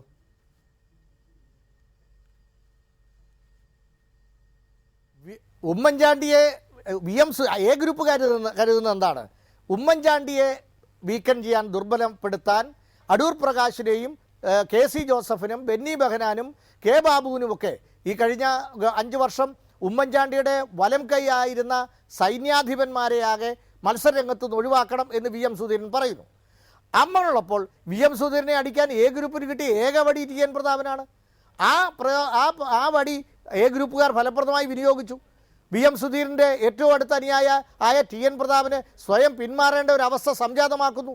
അപ്പോൾ ഇങ്ങോട്ടടിച്ചാൽ തിരിച്ചടി കിട്ടും എന്ന് ഉമ്മൻചാണ്ടി വി.എം. സുധീരനെ ബോധ്യപ്പെടുത്തി, അത്രയേ ഉള്ളൂ. അവിടെയാണ് ഈ വിഷയത്തിലെ നേതാക്കന്മാരുടെ ഇടപെടൽ, ടി.എൻ. പ്രതാപൻ എപ്പിസോഡിലെ നേതാക്കന്മാരുടെ ഇടപെടലാണ്. അത് കൃത്യമാണ്. ഈ ഇന്ന് നടന്ന ഈ ഡെവലപ്മെൻറ്റ്സിൽ നിന്നും നമുക്കത് കൃത്യമായി വായിച്ചെടുക്കുകയും ചെയ്യാം. ശ്രീ പി. രാജൻ, ഇന്നുണ്ടായ ചർച്ചകളിൽ നമുക്ക് മനസ്സിലാക്കാൻ കഴിയുന്നത് കെ ബാബുവിനെയും അടൂർ പ്രകാശിനെയും കെ.സി. ജോസഫിനെയും ഒക്കെ മാറ്റിയിട്ട് നിങ്ങളൊരു സ്ഥാനാർത്ഥി പട്ടിക പുറത്തിറക്കുന്നുവെങ്കിൽ അതിൽ പുതുപ്പള്ളിയിൽ എൻ്റെ പേരും വേണ്ട, വി.എം. സുധീരനും എ.കെ. ആൻ്റണിയും ഒക്കെ തെരഞ്ഞെടുപ്പ് നയിച്ചോട്ടെ, ഞാൻ എല്ലാ മണ്ഡലങ്ങളിലും ഓടി നടന്ന് പ്രചാരണത്തിന് പോയിക്കൊള്ളാം, മത്സരിക്കാൻ ഞാനില്ല, ഇവരൊന്നും ഇല്ലെങ്കിൽ എന്നാണ് മുഖ്യമന്ത്രി ഉമ്മൻചാണ്ടി ദേശീയ നേതാക്കളെ അറിയിക്കുന്നത് എന്നാണ്. ആ നിലയിലേക്ക് ഒരു തീരുമാനം, ഉമ്മൻചാണ്ടി മത്സര രംഗത്തുനിന്ന് മാറി നിൽക്കുക എന്നല്ല ഞാൻ ഉദ്ദേശിക്കുന്നത്. ഈ നേതാക്കളെയൊക്കെ മാറ്റി വി.എം. സുധീരൻ പറയുന്നത് പോലെ ആരോപണങ്ങളുടെ നിഴലിലുള്ളവരെയൊക്കെ മാറ്റി ഒരു സ്ഥാനാർത്ഥി പട്ടിക പുറത്തിറക്കാൻ കോൺഗ്രസ് ഹൈക്കമാൻഡ് ധൈര്യപ്പെടുമോ ഇപ്പോഴത്തെ സാഹചര്യത്തിൽ എന്ന ചോദ്യം ഉയരുന്നുണ്ട്. താങ്കൾ ഈ വിഷയത്തെ എങ്ങനെയാണ് വിലയിരുത്തുക?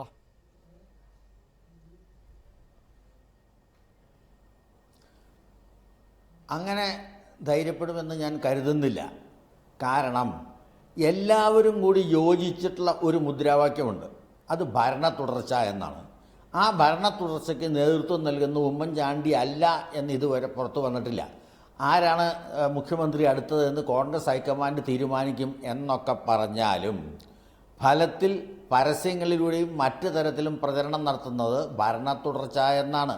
ജനാധിപത്യത്തിൽ സാധാരണഗതിയിൽ ഭരണ തുടർച്ച എന്ന് പറഞ്ഞാൽ മുഖ്യമന്ത്രിയുമായി ബന്ധപ്പെട്ട അല്ലെങ്കിൽ പ്രധാനമന്ത്രിയുമായി ബന്ധപ്പെട്ട പേരിൽ തന്നെയാണ് അങ്ങനെ അറിയപ്പെടാറുള്ളത്. അതുകൊണ്ട് ഉമ്മൻചാണ്ടിക്ക് അദ്ദേഹത്തിന് ഇഷ്ടമുള്ള ആളുകളെ, മന്ത്രിസഭയിലായിരുന്ന ആളുകളെ പ്രത്യേകിച്ചും നിലനിർത്തണം, അവർക്ക് സീറ്റ് കൊടുക്കണം എന്ന് പറഞ്ഞ് ഉമ്മൻചാണ്ടി വാദിക്കുകയാണെങ്കിൽ അത് കൊടുക്കുന്നതാണ് മര്യാദ. ഇപ്പോൾ ഞാനില്ല അല്ലെങ്കിൽ എന്ന് ഉമ്മൻചാണ്ടി പറയുന്നത് പോലെ ഇവർക്ക് കൊടുക്കുകയാണെങ്കിൽ അത് അഴിമതിക്കാർക്ക് വേണ്ടി നടക്കുന്ന തെരഞ്ഞെടുപ്പാവുകൊണ്ട് ഞാനില്ല, ഉണ്ടാവില്ല എന്ന് പറയാൻ സുധീരൻ ധൈര്യം കാണിക്കുന്നില്ല എന്നുകൂടി നമ്മൾ മനസ്സിലാക്കണം. അതല്ലെങ്കിൽ സുധീരന് പറയാമല്ലോ, ഞാൻ ഇവരെ കൂടി മുന്നോട്ട് വെച്ചുകൊണ്ട് തെരഞ്ഞെടുപ്പ് തയ്യാറില്ല എന്ന്. അപ്പോൾ ദുർബലൻ സുധീരൻ തന്നെയാണ്. ഉമ്മൻചാണ്ടിക്ക് ഉത്തമമായ ഒരു വിശ്വാസമുണ്ട് അദ്ദേഹത്തിൻ്റെ അനുയായികളെ അവിടെ നിലനിർത്താൻ പറ്റുമെന്ന്. അതുകൊണ്ട് തന്നെയാണ് കേന്ദ്ര ഗവൺമെൻറ്, പ്രത്യേകിച്ച് കേന്ദ്ര നേതൃത്വം സുധീരനെ അവർ നിയോഗിച്ച ഒരാളായതുകൊണ്ട് സുധീരന് ഒരു മാക്സിമം ചെയ്യാവുന്ന അത്ര വിട്ടുവീഴ്ച അവർ ചെയ്യും. എന്നിരുന്നാലും അന്തിമമായ ഒരു സമരത്തിന് സുധീരൻ ഈ കാര്യത്തിൽ പോകും എന്ന് ഞാൻ വിശ്വസിക്കുന്നില്ല. കാരണം അദ്ദേഹത്തിൻ്റെ സ്ഥാനം തന്നെ കേന്ദ്ര നേതൃത്വം നൽകിയിട്ടുള്ള സ്ഥാനമാണ്, അല്ലാതെ ഇവിടുത്തെ അനുയായികളുടെ എണ്ണത്തിൻ്റെ മഹിമ കൊണ്ട് കിട്ടിയിട്ടുള്ളതല്ല. ഈ വൈരുദ്ധ്യങ്ങൾ ഇതിലൊക്കെ ഉണ്ട്. അതുകൊണ്ടാണ് ഞാൻ പറഞ്ഞത്, അനാവശ്യമായി ചെറിയ തർക്കങ്ങൾ പെരുപ്പിച്ച് മാധ്യമങ്ങളിൽ വരുന്നു എന്നല്ലാതെ ഈ വ്യക്തികൾക്ക് താൽക്കാലികമായി യഗ്നിക്ക സുൽത്താനായിട്ട് വാഴാൻ പറ്റുന്നു എന്നേ ഉള്ളൂ. മാത്രമല്ല, പ്രതാപൻ താൻ അങ്ങനെ കത്ത് കൊടുത്തിട്ടില്ല എന്ന് പറയുകയും താൻ അങ്ങനെ ആഗ്രഹിക്കുന്നില്ല എന്ന് പറയുകയും ചെയ്തതിന് ശേഷം അദ്ദേഹത്തെ കുറ്റപ്പെടുത്തിക്കൊണ്ടൊരു ചർച്ച നടത്തുന്നതിലും എനിക്ക് താല്പര്യമില്ല. അത് ശരിയല്ല. നിങ്ങളത് വ്യക്തമായ തെളിവില്ലാത്തടത്തോളം കാലം അദ്ദേഹം പറഞ്ഞതിനെ തന്നെ മുഖവിലേക്ക് എടുക്കുന്നതാണ് ഒരു മര്യാദ. മാത്രമല്ല, അവസാനത്തെ സ്റ്റേറ്റ്മെൻറ്റിൽ യുവാക്കൾക്ക് സ്ഥാനം കൊടുക്കുന്നതിന് വേണ്ടി ഞാൻ മാറാൻ തയ്യാറാണെന്ന് അദ്ദേഹം പറഞ്ഞിട്ടുമുണ്ട്. അത് മുഖവിലേക്ക് തന്നെ എടുക്കുന്നതാണ് മര്യാദ.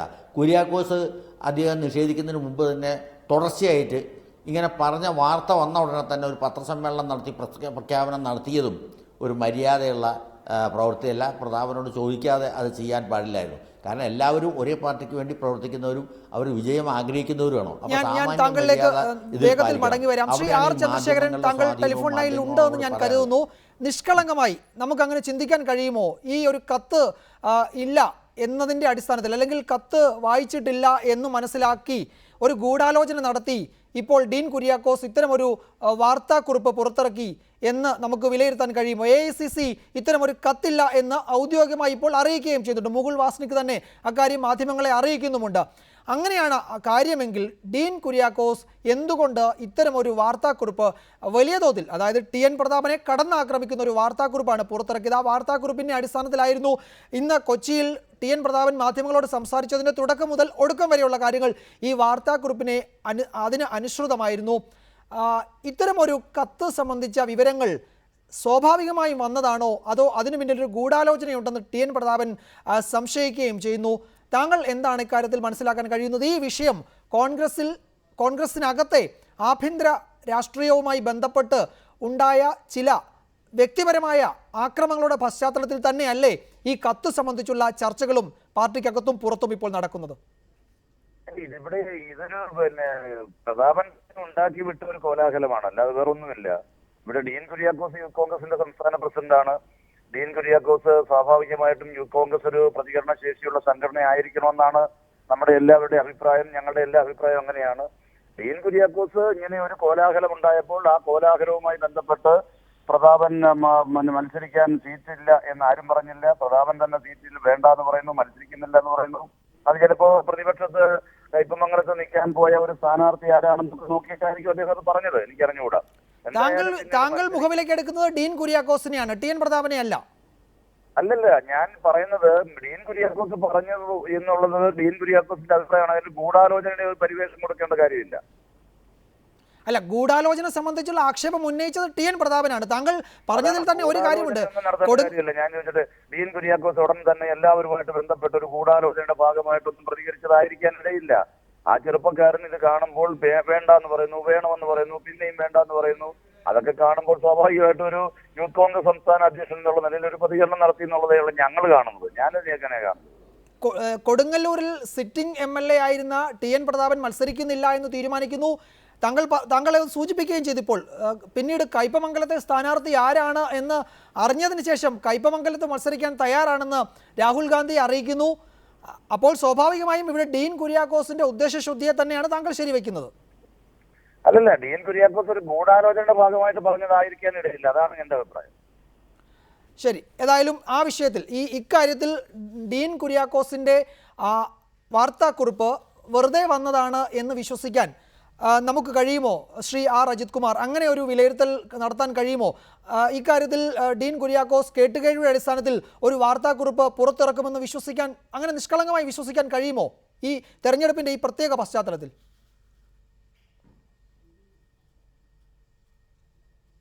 ശ്രീ ആർ ചന്ദ്രശേഖരന് അങ്ങനെ മാത്രമേ പറയാൻ പറ്റൂ. കാരണം അദ്ദേഹം കോൺഗ്രസിൻ്റെ സമുന്നതനായ നേതാവാണ്, INTUCയുടെ സംസ്ഥാന പ്രസിഡന്റാണ്. അദ്ദേഹത്തിൻ്റെ ഒരു പാർട്ടിയെ തള്ളി അല്ലെങ്കിൽ പാർട്ടിയിലെ ഒരു ഉൾപാർട്ടി പ്രശ്നത്തെ പ്രത്യേകിച്ച് അദ്ദേഹം തന്നെ സൂചിപ്പിച്ചതുപോലെ തെരഞ്ഞെടുപ്പിൻ്റെ ഈ വേളയിൽ അങ്ങനെ മാത്രമേ സംസാരിക്കാൻ പറ്റൂ. നമുക്ക് സംബന്ധിച്ചിടത്തോളം നമുക്ക് ഈ കോൺഗ്രസിനുള്ളിലെ വ്യക്തിപരമായ അനിഷ്ടങ്ങളും ഇഷ്ടാനിഷ്ടങ്ങളും വിലയിരുത്തലുമല്ല, അതിൻ്റെ എന്താണ് രാഷ്ട്രീയ പ്രത്യാഘാതങ്ങൾ എന്നുള്ളതിലേക്കാണല്ലോ നമ്മൾ ചർച്ച ചെയ്യേണ്ടത്. ഒരു പ്രശ്നത്തെക്കുറിച്ച് TN പ്രതാപൻ്റെ ഓരോ പ്രശ്നങ്ങളിലേക്കുറിച്ചുള്ള നമ്മുടെ വ്യക്തിപരമായ അഭിപ്രായങ്ങൾ വ്യത്യസ്തമായിരിക്കാം. എന്നാൽ അതുണ്ടാക്കാൻ പോകുന്ന രാഷ്ട്രീയ പ്രത്യാഘാതം കോൺഗ്രസിനകത്ത് ഗ്രൂപ്പിസം ഉണ്ടാകുമ്പോൾ എവിടെയാണ് നേതാക്കന്മാർ നേരിട്ട് ഗോതയിൽ ഇറങ്ങാറില്ല. നേതാക്കന്മാർ നേരിട്ടിറങ്ങുന്നത് അവസാനത്തെ യുദ്ധക്കളത്തിലാണ്. അതിനു മുമ്പ് ബാക്കിയുള്ള അണികൾ അല്ലെങ്കിൽ താഴെത്തട്ടിലുള്ള നേതാക്കന്മാർ, 2ാം നിര, 3ാം നിര, 4ാം നിര, ആദ്യം 4ാം നിരക്കാരിറങ്ങും, 3ാം നിരക്കാർ പിന്നീട്, അങ്ങനെയുള്ളതാണ് കോൺഗ്രസിലെ ഗ്രൂപ്പ് രാഷ്ട്രീയത്തിൻ്റെ ചരിത്രം.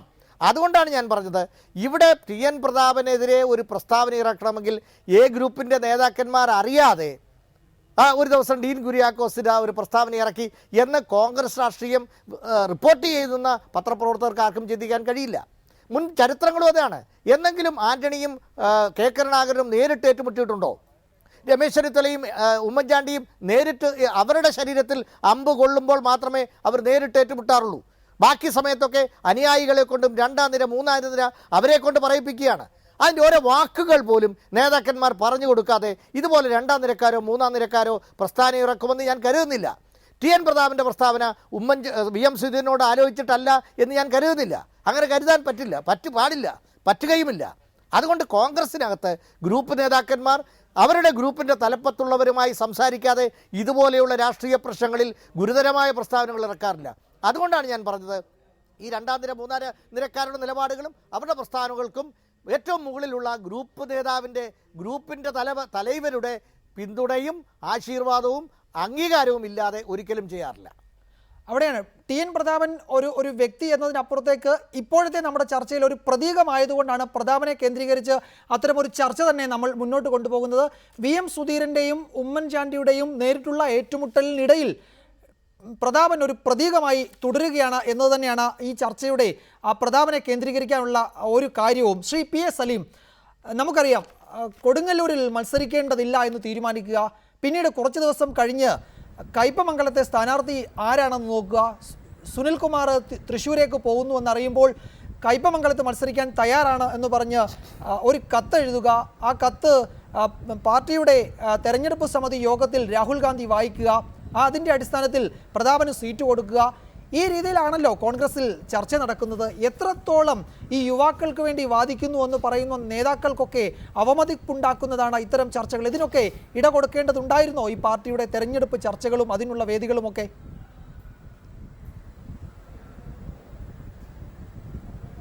അല്ല വിജയകുമാർ, ഇതില് അജിത് സൂചിപ്പിച്ച ഒരു കാര്യമുണ്ട്. അജിത് 2 കാര്യങ്ങൾ പറഞ്ഞു. ഒന്ന്, അത് എനിക്കും സ്വീകരിക്കാവുന്ന ഒരു വാദഗതിയാണ്. ഉമ്മൻചാണ്ടിയുടെയും VM സുധീരന്റെ ലക്ഷ്യം KPCC പ്രസിഡന്റ് എന്ന നിലയിലും മുഖ്യമന്ത്രി എന്ന നിലയിലും ഒരു തുടർ ഭരണം എന്നുള്ളതാണ്. എന്തായാലും അത്രയും കാര്യം അംഗീകരിച്ചതിന് നന്ദിയുണ്ട്. പക്ഷേ ഈ അജിത് പറഞ്ഞ മറ്റൊരു കാര്യത്തിന് ഈ TN പ്രതാപനും ഡീൻ കുര്യാക്കോസും ഒക്കെ അവർ പറഞ്ഞ കാര്യങ്ങൾ മറ്റ് ആരുടെയോ ശബ്ദമാണെന്നുള്ള വാദഗതി എനിക്ക് അംഗീകരിക്കാൻ കഴിയില്ല. കേരളത്തിൽ VM സുധീരനും ഉമ്മൻചാണ്ടിക്കും അവരാഗ്രഹിക്കുന്ന കാര്യങ്ങൾ പറയാൻ ആരുടെയും മറ്റൊരു വേദിയോ മറ്റൊരു മുഖമോ മറ്റൊരു ശബ്ദമോ അവർക്ക് ആവശ്യമില്ല. പിന്നെ നമ്മുടെ യൂത്ത് കോൺഗ്രസിന്റെ പ്രതികരണങ്ങൾ, TN പ്രതാപന്റെ പ്രതികരണങ്ങൾ, ഇവരൊക്കെ കേരളത്തിൽ ഓരോ വിഷയങ്ങളിലും രാഷ്ട്രീയപരമായ കാരണങ്ങളിലും മറ്റു കാര്യങ്ങളിലും അവർക്ക് നിലപാടുകൾ സ്വീകരിക്കുകയും അത് പരസ്യമായി പ്രതികരിക്കുകയും ചെയ്തിട്ടുണ്ട്. ഇപ്പൊ ഞാൻ യൂത്ത് കോൺഗ്രസിന്റെ ചുമതലയുള്ള KPCC ഭാരവാഹിയാണ്. യൂത്ത് കോൺഗ്രസിന്റെ യോഗങ്ങളിൽ ഈ ചെറുപ്പക്കാർ വളരെ തീക്ഷ്ണമായി അവരുടെ വികാരങ്ങൾ പ്രകടിപ്പിക്കാറുണ്ട്. ആ വികാരങ്ങളൊക്കെ കേരളത്തിലെ കോൺഗ്രസ് നേതൃത്വം ബഹുമാനായ ശ്രീ AK ആന്റണിയും ശ്രീ ഉമ്മൻചാണ്ടിയും ശ്രീ VM സുധീരനും ശ്രീ രമേശ് ചെന്നിത്തലയും അത് കേട്ടിരിക്കാറുമുണ്ട്. അപ്പൊ അവർ പറയുന്ന മുഴുവൻ കാര്യങ്ങളും അംഗീകരിക്കുക, അതല്ലെങ്കിൽ സമകാലിക കോൺഗ്രസിന്റെ ഈ ചില പ്രായോഗികമായ ബുദ്ധിമുട്ടുകൾ അതൊക്കെ അവരെ ബോധ്യപ്പെടുത്തുകയൊക്കെ ചെയ്യുന്ന ഒരു പതിവ് രീതികളൊക്കെ ഉണ്ടെങ്കിലും ഇത്തരം കാര്യങ്ങളിൽ പ്രതികരിക്കാനുള്ള യൂത്ത് കോൺഗ്രസ്സുകാരുടെ ഒരു പരമ്പരാഗതമായ അവരുടെ ആ ഒരു മൗലികമായ അവകാശം അത് നിഷേധിക്കാൻ ഒരു കോൺഗ്രസ് നേതാവിനും കഴിയില്ല. കാരണം ഇവരൊക്കെയും ഈ വന്ന നേതാക്കന്മാർ, കേരളത്തിൽ KSUയുടെ യൂത്ത് കോൺഗ്രസിലൂടെ വന്ന ഈ നേതാക്കന്മാരൊക്കെ അവരുടെ യൗവന തിളപ്പിന്റെ നാളുകളിൽ അവരൊക്കെ വളരെ തീക്ഷണമായി അന്നത്തെ കോൺഗ്രസ് നേതൃത്വത്തിന്റെ മുമ്പിൽ കേരളത്തിലെ ചെറുപ്പക്കാരുടെ വികാരം ഇതിനേക്കാൾ തീക്ഷ്ണമായ ഭാഷയിൽ അവർ പ്രകടിപ്പിച്ചിട്ടുണ്ട്.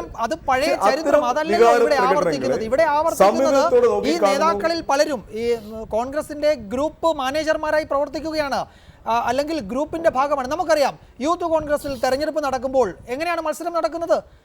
അവിടെ ഗ്രൂപ്പിന്റെ അടിസ്ഥാനത്തിലാണല്ലോ മത്സരം നടക്കുന്നത്. ആ ഗ്രൂപ്പ് നേതാക്കന്മാരോടായിരിക്കും ഇവരുടെ വിധേയത്വം. ഞാൻ ഒറ്റ കാര്യം ചോദിക്കട്ടെ, കഴിഞ്ഞ ദിവസം നടന്ന തെരഞ്ഞെടുപ്പ് സമിതി യോഗത്തിൽ ഒറ്റ കാര്യം കൂടെ ശ്രീ സലീം, ഒറ്റ കാര്യം കൂടെ. കഴിഞ്ഞ ദിവസം നടന്ന തെരഞ്ഞെടുപ്പ് സമിതി യോഗത്തിൽ പങ്കെടുത്തവരാരൊക്കെയാണ്? കേരളത്തിൽ നിന്നുള്ള ഉമ്മൻചാണ്ടി, രമേശ് ചെന്നിത്തല, VM സുധീരൻ അല്ലെങ്കിൽ AK ആന്റണി, പിന്നീട് കേന്ദ്ര നേതാക്കളാണ് മുകുൾ വാസ്നിക്കോ, അഹമ്മദ് പട്ടേലോ, രാഹുൽ ഗാന്ധി, സോണിയാഗാന്ധി, ഇവരൊക്കെയാണ്. ഈ യോഗത്തിൽ രാഹുൽ ഗാന്ധി TN പ്രതാപൻ അയച്ച കത്ത് വായിച്ചിട്ടുണ്ടോ ഇല്ലയോ എന്നറിയാവുന്നത് ഈ നേതാക്കൾ മാത്രമാണ്.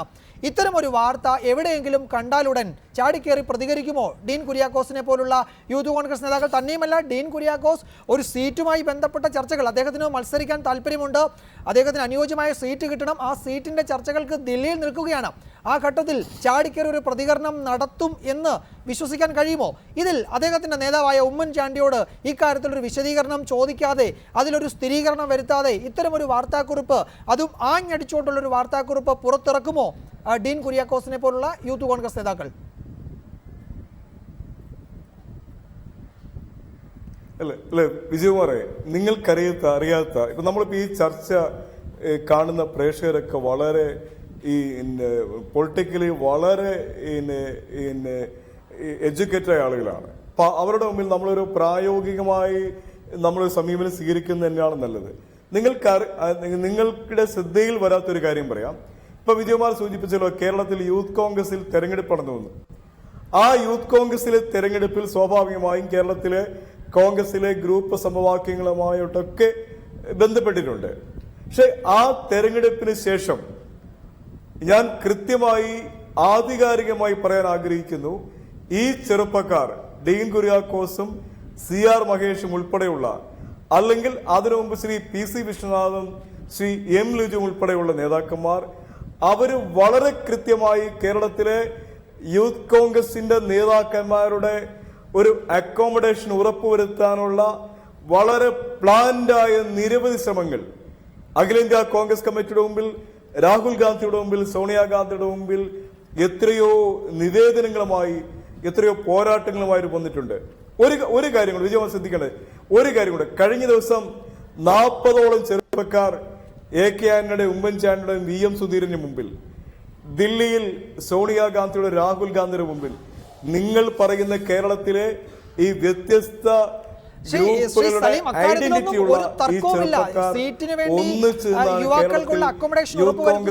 നേതാക്കളൊക്കെ പ്രവർത്തിച്ചു എന്നതിലൊന്നും തർക്കമില്ല. ഞാൻ ആ തർക്കമില്ലെങ്കിൽ അല്ല, അതാണ് പ്രശ്നം. നിങ്ങൾക്ക് ഈ കാര്യത്തിൽ ഡീൻ കുര്യാക്കോസിന്റെയും TN പ്രതാപന്റെയും പ്രസ്താവനകൾ വരുമ്പോൾ അത് ഒന്ന് VM സുധീരന്റെ ശബ്ദമാണ്, മറ്റൊന്നിന് ഉമ്മൻചാണ്ടിയുടെ മുഖമാണ്. ഇങ്ങനെ ഒരു നിഗമനത്തിൽ എത്തുന്നതിൽ ഒരർത്ഥവുമില്ല. കേരളത്തിൽ യൂത്ത് കോൺഗ്രസുകാരെ വൈകാരികമായി പൊട്ടിത്തെറിച്ചു നിൽക്കുകയാണ്. അവരാഗ്രഹിക്കുന്ന മുഴുവൻ ചെറുപ്പക്കാർക്കും സീറ്റ് വേണം എന്ന കേരളത്തിലെ ഓരോ നിയമസഭാ സീറ്റും പരിണിതപ്രജ്ഞരായ പാരമ്പര്യമുള്ള കോൺഗ്രസ് നേതാക്കന്മാർ നിൽക്കുന്ന സീറ്റുകളിൽ പോലും യുവജന പ്രാതിനിധ്യം ഉറപ്പുവരുത്താൻ ഇവർ ഒന്നിച്ച് നിൽക്കുകയാണ്. സ്വാഭാവികമായും ഇത്തരം പ്രശ്നങ്ങളിൽ അത്തരം പ്രതികരണോ. രണ്ടാമത്തെ കാര്യം, ഇപ്പൊ ഈ TN പ്രതാപന്റെ കത്ത് അത് പുറത്തു വന്നെന്ന് പറയുന്നത് ഇന്ത്യയിലെ മാധ്യമങ്ങളാണ് കൊണ്ടുവന്നത്. നിങ്ങൾ ഉൾപ്പെടെ റിപ്പോർട്ടർ TV ഉൾപ്പെടെയുള്ള കേരളത്തിലെ ദൃശ്യമാധ്യമങ്ങളുടെ ദില്ലി ബ്യൂറോകളിലാണ് വാർത്ത വന്നത്. പ്രതികരിച്ചു. ആ വിഷയമാണ് നമ്മൾ ചൂണ്ടിക്കാട്ടിയത്. ദില്ലിയിൽ ഇപ്പോഴും യോഗം പുരോഗമിക്കുകയാണ്, തുടരുകയാണ്. ആ യോഗത്തിലെ ചർച്ചകളുടെ വിശദാംശങ്ങൾ നമുക്ക് ലഭ്യമാകേണ്ടിയിരിക്കുന്നു. എന്തായാലും ശ്രീ P രാജൻ, താങ്കൾക്ക് ഈ നേതാക്കളെയൊക്കെ അറിയാമല്ലോ. ഉമ്മൻചാണ്ടി ആണെങ്കിലും VM സുധീരനാണെങ്കിലും രമേശ് ചെന്നിത്തലയാണെങ്കിലും ഒക്കെ ഒരു പ്രായോഗിക സമീപനത്തിൻ്റെ അഭാവം ഈ നേതാക്കളിൽ ഈ ഘട്ടത്തിൽ പ്രകടമാകുന്നില്ലേ? ഒരു പ്രധാനപ്പെട്ട തെരഞ്ഞെടുപ്പിൻ്റെ, നിർണായക തെരഞ്ഞെടുപ്പിൻ്റെ തൊട്ടു മുമ്പുള്ള മണിക്കൂറുകളിൽ, ദിവസങ്ങളിൽ പ്രായോഗികതയിലൂന്നാതെ കടുംപിടുത്തങ്ങൾ തുടരുകയാണ് ഈ നേതാക്കൾ. ഈ നേതാക്കൾക്ക് യഥാർത്ഥത്തിൽ എന്താണ് സംഭവിക്കുന്നത്? വ്യക്തിപരമായി അവരുടെ ഇഷ്ടാനിഷ്ടങ്ങൾക്ക് അവർ കൂടുതൽ ഊന്നൽ നൽകുന്നു എന്നതാണോ താങ്കൾ മനസ്സിലാക്കുന്നത്? അതോ പ്രായോഗികത അവരിൽ നിന്നും അകന്നു പോയതാണോ?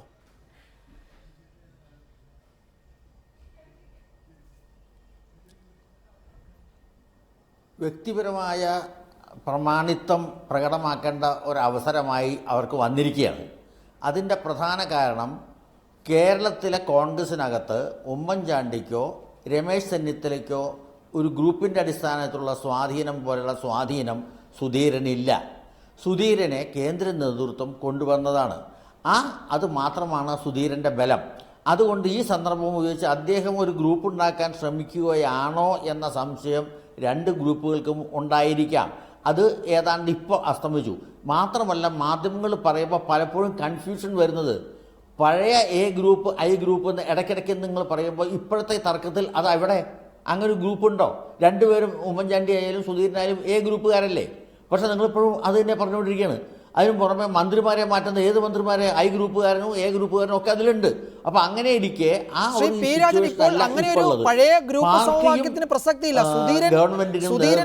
സുധീരൻ അനുകൂലികളും സുധീരൻ വിരുദ്ധരും എന്ന നിലയിലേക്ക് കോൺഗ്രസ് രാഷ്ട്രീയം മാറിക്കഴിഞ്ഞു. പഴയ AI ഗ്രൂപ്പുകളുടെ ആ പഴയ കെട്ടുപാടുകൾക്കുള്ളിൽ അതിന് പുറത്തേക്ക് വന്ന് സുധീരനെ അനുകൂലിക്കുന്നവരും സുധീരനെ എതിർക്കുന്നവരും എന്ന നിലയിലേക്ക് കോൺഗ്രസിലെ ഗ്രൂപ്പ് രാഷ്ട്രീയം ഈ കഴിഞ്ഞ 6 ദിവസങ്ങളിലെങ്കിലും മാറിയിട്ടുണ്ട്.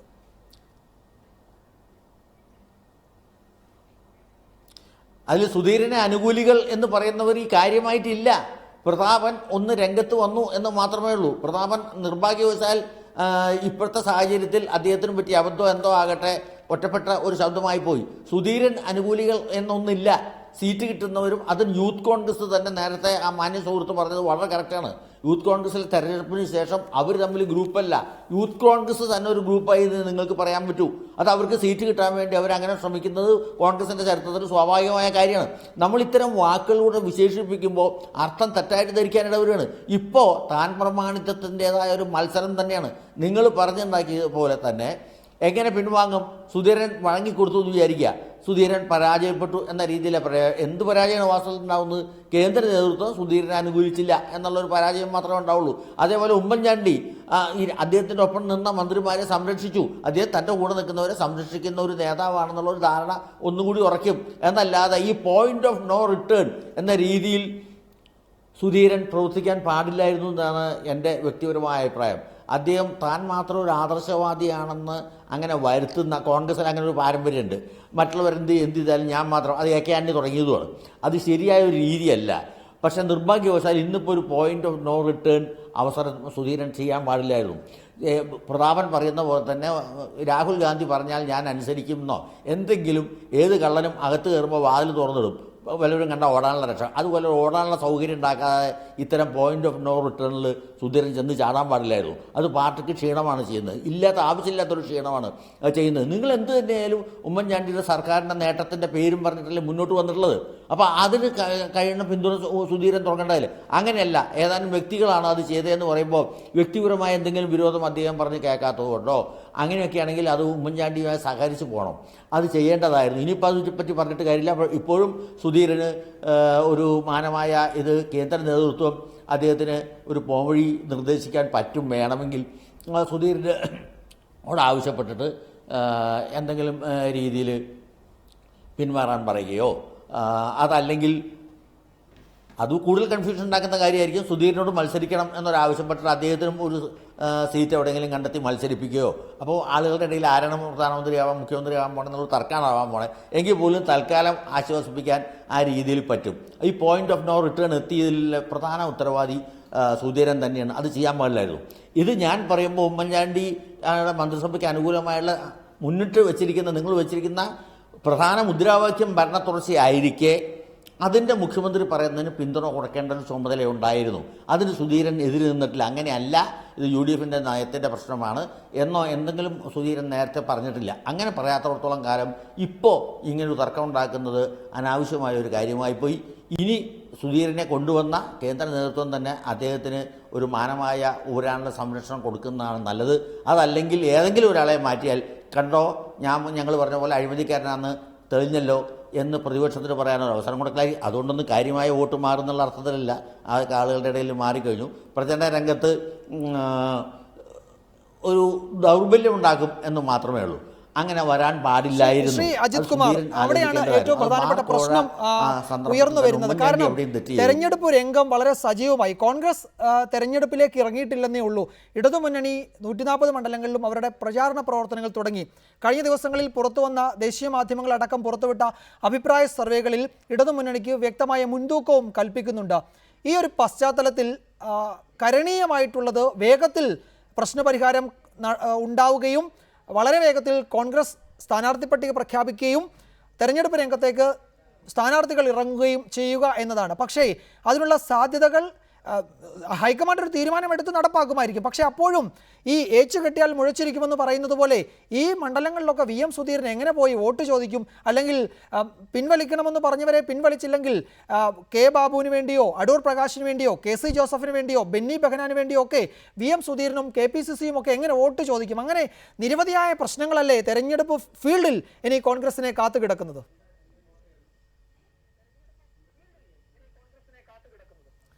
UDF കോൺഗ്രസിൻ്റെ സ്ഥാനാർത്ഥി പട്ടിക എല്ലാ കാലത്തും അവസാന ഘട്ടത്തിൽ മാത്രമേ പുറത്തുവിട്ടിട്ടുള്ളൂ. അന്തിമ തീരുമാനം ഉണ്ടായിട്ടുള്ളൂ.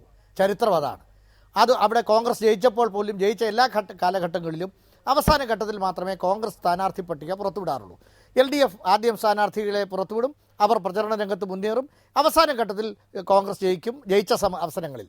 അത് ചരിത്രമാണ്.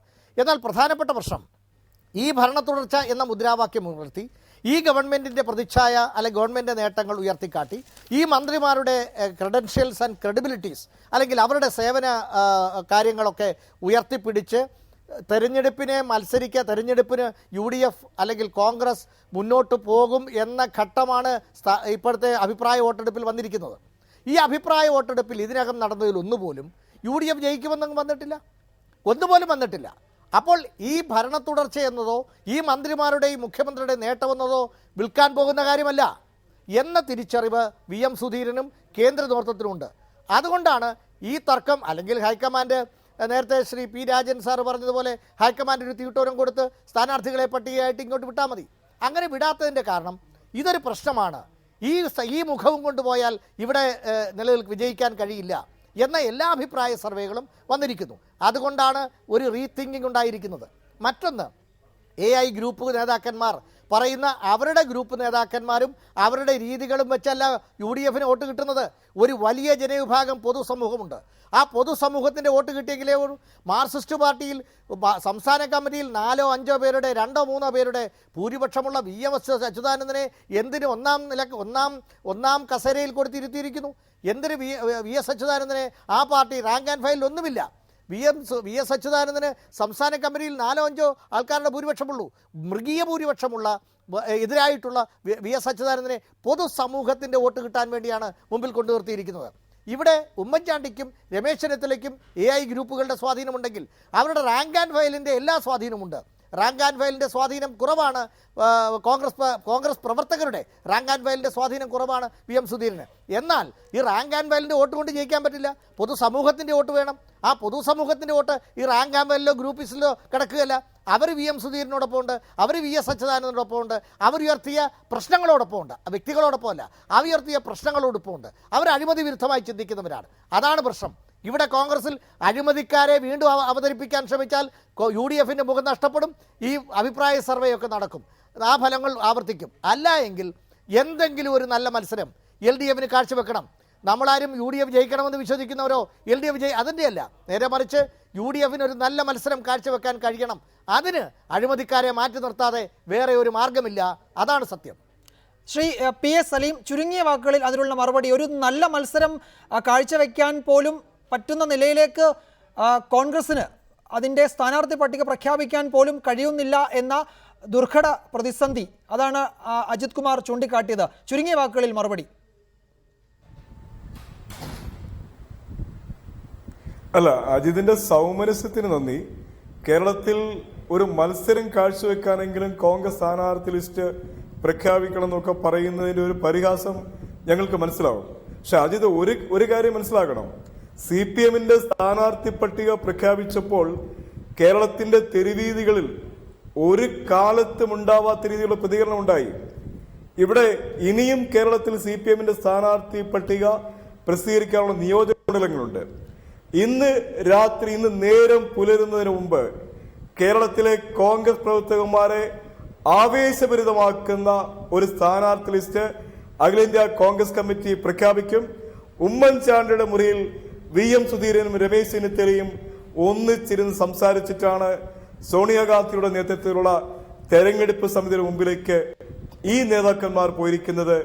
കേരളത്തിലെ കോൺഗ്രസിന്റെ പ്രശ്നങ്ങൾ മനസ്സിലാക്കാനും ജനാധിപത്യ കേരളത്തിന്റെ ഹൃദയവികാരങ്ങൾ തിരിച്ചറിയാനും കഴിയുന്ന ഒരു നേതൃത്വം ബഹുമാന്യായ ശ്രീ AK ആന്റണി ഉൾപ്പെടെയുള്ള അഖിലേന്ത്യാ കോൺഗ്രസ് നേതൃത്വം കേരളത്തിലെ കോൺഗ്രസിന്റെ ഒരു സുന്ദരമായ ഈ ചർച്ച അവസാനിപ്പിക്കാം. ദില്ലിയിലെ ചർച്ചകളുടെ പുരോഗതിക്കനുസരിച്ച് താങ്കൾ പറഞ്ഞതുപോലെ കാര്യങ്ങൾ നടക്കും എന്ന് നമുക്ക് പ്രതീക്ഷിക്കുകയും ചെയ്യാം. കാരണം തെരഞ്ഞെടുപ്പ് രംഗത്തേക്ക് കോൺഗ്രസ് പ്രവർത്തകർ കടക്കേണ്ടതുണ്ട്.